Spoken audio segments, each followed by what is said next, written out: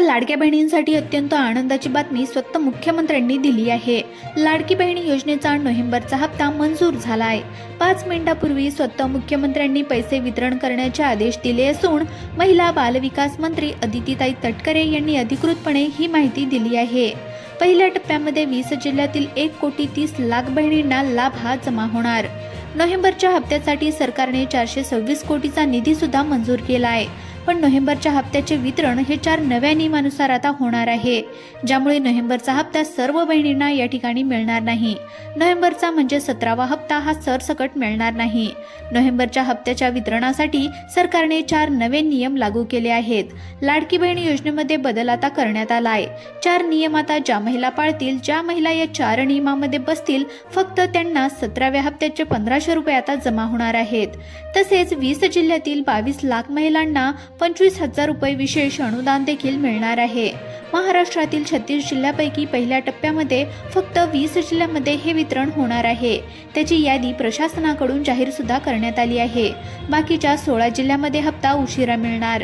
त्यामुळे पहिले 20 जिल्हे जे काही आहेत तर तिथे हे वितरण आता लगेच सुरू होणार।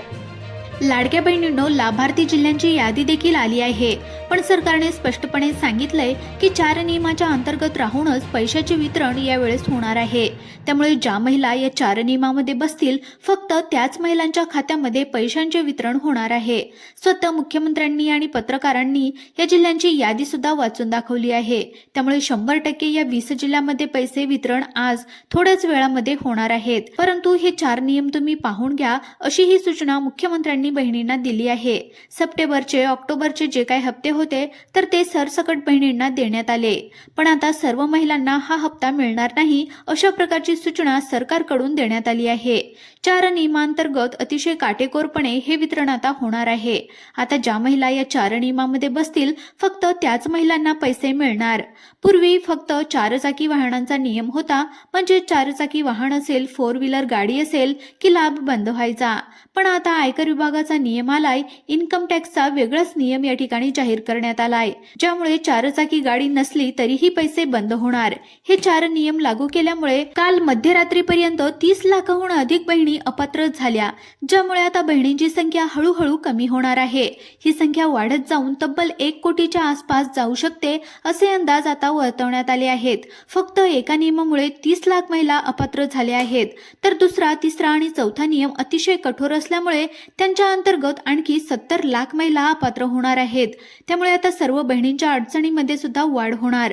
सगळ्या महिलांची आता टेन्शन वाढणार आहे, कारण की आता एका गावातल्या फक्त 50%च महिला या ठिकाणी पात्र राहतील, बाकी 50% महिला सरसकट अपात्र होणार आहेत। सरकारने 4 नवीन नियमानुसार नोव्हेंबरच्या हप्त्या वितरणाची 20 जिल्ह्यांची एक विशेष यादी या ठिकाणी तयार केली आहे। आता पहा, दुसरा, तिसरा आणि चौथा जो काही 4ही नियम हे महत्त्वाचे आहेत। आता या 4 नियमामध्ये बसणाऱ्या महिला ज्या आहेत, ज्या खरोखर नशीबवान असतील, कारण की त्यांना फक्त 1,500 नाही तर 25,000 रुपयांचे विशेष अनुदान देखील आता मिळणार आहे। तसेच या 4 नियमामध्ये बसलेल्या महिलांचे जे काही जुने राहिलेले हप्ते आहेत, म्हणजे जुलै, ऑगस्ट, जून, ऑक्टोबर, सप्टेंबर असे राहिलेले पैसे आहेत, तर ते देखील लवकरात लवकर मिळणार आहेत।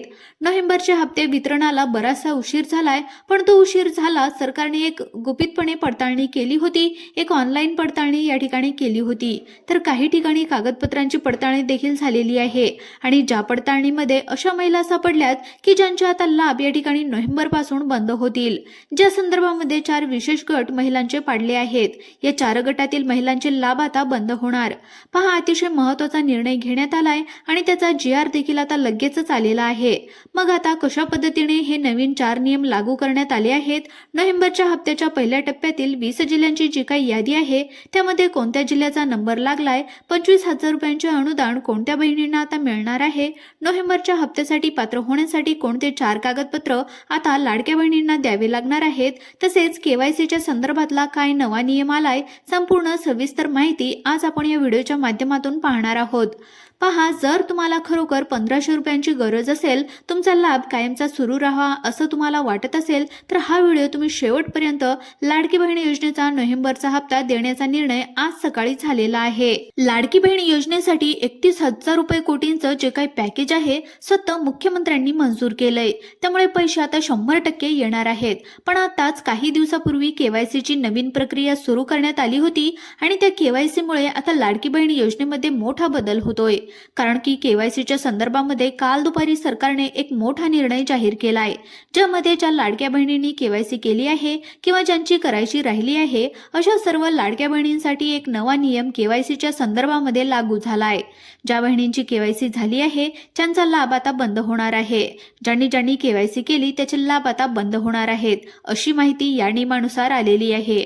नोव्हेंबरचा हप्ता वितरणासाठी सरकारने 4 नियमांची काटेकोरपणे चाळणी लावली आहे, ज्यामध्ये केवायसीचा एक नियम आहे, त्यानंतर दुसरा आधार कार्डाचा नियम आहे आणि त्यानंतर तिसरा पॅन कार्डचा नियम हा लावण्यात आलाय. त्यानंतर चौथा हा बँक खात्याचा नियम आहे. सगळे नियम हे लक्षपूर्वक जाणून घ्यायचेत. पहा, लाडक्या बहिणींनो, एका जरी नियमामध्ये तुम्ही अटकले तर तुमचा हप्ता हा अडकणार आहे. तुमचा हप्ता कायमचा बंद होणार. आता सर्वात पहिल्या मुद्द्याकडे आपण वळतोय की केवायसीचा जो काही मुद्दा आहे, आता केवायसी ज्यांनी केली आहे त्याचे लाभ आता बंद होणार आहेत. ज्यांनी केवायसी केली त्याचे लाभ आता बंद होणार आहेत. मग कोणत्या महिला आहेत की ज्यांनी केवायसी केल्यामुळे त्यांचे लाभ आता बंद होणार, त्यांची माहिती आपण सगळ्यात पहिली पाहून घेऊयात आणि त्यानंतर आधार कार्डचा नियम, पॅन कार्डचा नियम आणि जो काय आहे तो बँकेचा नियम सगळं काही सविस्तरपणे आपण पाहून घेऊयात. आता पहा, केवायसी करत असताना सरकारने त्याची जी काही तारीख दिली होती त्याच्यामुळे त्यांची नियमावली दिली होती. त्या नियमानुसार लोकांची केवायसी कंप्लीट केली आहे. पण केवायसी मध्ये 80% नको त्या लोकांनी चुका केल्या आहेत. 80% महिलांनी चुका केल्या आहेत. त्या चुका मुख्यत्वे ज्यांचे पती किंवा वडील नव्हते अशा महिलांनी दुसऱ्या कोणाचे तरी आधार नंबर त्या ठिकाणी दिले आहेत. अशा महिलांचे लाभ आता 100% बंद होणार. त्यानंतर अशा महिला की ज्यांची केवायसी केल्याच्या नंतर लाभ बंद होणार आहे त्या महिला म्हणजे ज्या सरकारी नोकरदार आहेत.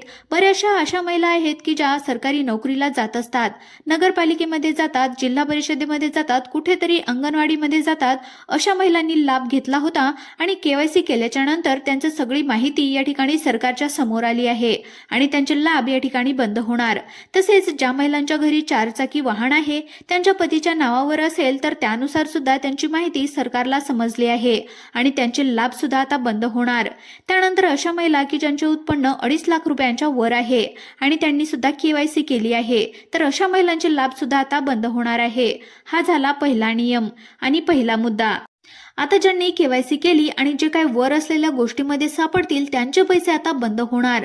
आता कोणाचे पैसे बंद होणार नाही केवायसी केल्याच्या नंतर, तर अशा महिला की ज्या खरोखर पात्र आहेत, ज्या शेती करतात, घरकाम करतात, ज्यांचं उत्पन्न अतिशय कमी आहे, ज्यांच्या घरामध्ये 4 चाकी गाडी नाही, घरामध्ये कोणी सरकारी नोकरदार नाही, घरामध्ये कोणी पेन्शनधारक नाही, तर अशा महिलांचे हप्ते 100% सुरू होणार आहेत.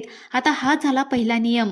आता मित्रांनो, दुसरा नियम आधार कार्डचा, तिसरा नियम आहे पॅन कार्डचा आणि चौथा नियम आहे बँक खात्याचा. आता यामध्ये सगळ्यात महत्त्वाचा दुसरा जो काही नियम आहे तो म्हणजे आधार कार्डाचा आहे. आता आधार कार्डामध्ये बऱ्याचशा महिलांनी वय चेंज केलं होतं. त्यामध्ये या ठिकाणी बदल करण्यात आलेला होता. योजनेमध्ये बसण्यासाठी वय त्यांनी कमी केलं होतं किंवा जास्त केलं होतं. तर अशा महिलांची देखील योजना या ठिकाणी बंद होणार. आधार कार्ड मधला दुसरा प्रॉब्लेम, बऱ्याचशा महिलांची जन्मतारीख ही व्यवस्थित दिसत नाही, ती क्लिअर नाही आणि ही जर क्लिअर केली नाही तरी सुद्धा लाभ या ठिकाणी तुमचा बंद होणार. आधार कार्डामध्ये नाव चुकीचं आहे, बँक खात्याचं आणि आधार कार्डाचं नाव सारखं नसेल तरीही लाभ तुमचा आता बंद होणार. तर ह्या गोष्टी तुम्ही लवकरात लवकर क्लिअर करून घ्या. आता हा झाला आधार कार्डचा नियम.